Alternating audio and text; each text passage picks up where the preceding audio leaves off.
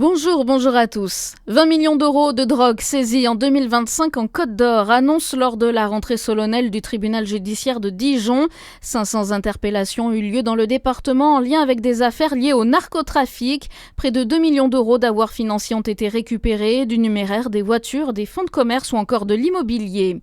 Il y a plus d'entreprises dans le Doubs, mais elles sont plus fragiles. C'est le bilan présenté par le président du tribunal de commerce de Besançon.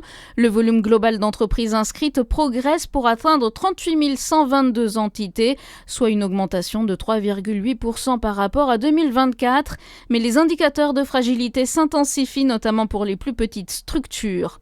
Plus que quelques jours pour déposer en Saône-et-Loire les dossiers pour le fonds d'urgence dermatose nodulaire. Il faut ouvrir un dossier de démarche numérique d'ici le 8 février. Ce fonds est destiné à soutenir la trésorerie des exploitations les plus fragilisées par la diffusion de la dermatose nodulaire contagieuse bovine.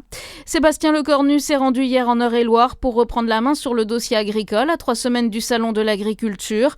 Le Premier ministre a annoncé que la restauration collective publique devra désormais se fournir exclusivement au sein de l'Union européenne.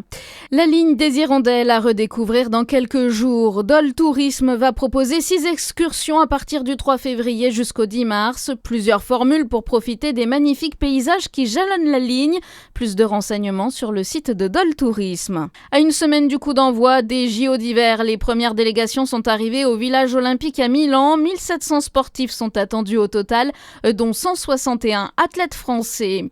Et puis l'équipe féminine du DFCO fera-t-elle mieux que l'équipe masculine ? Hier, les footballeurs de Dijon ont une nouvelle fois concédé un match nul en championnat contre Saint-Brieuc. Les féminines, elles, affrontent Strasbourg cet après-midi. Les jeunes du club jouent aussi leur 8e de finale en Gambardella contre l'équipe du Rove. Bonne journée sur Fréquence Plus.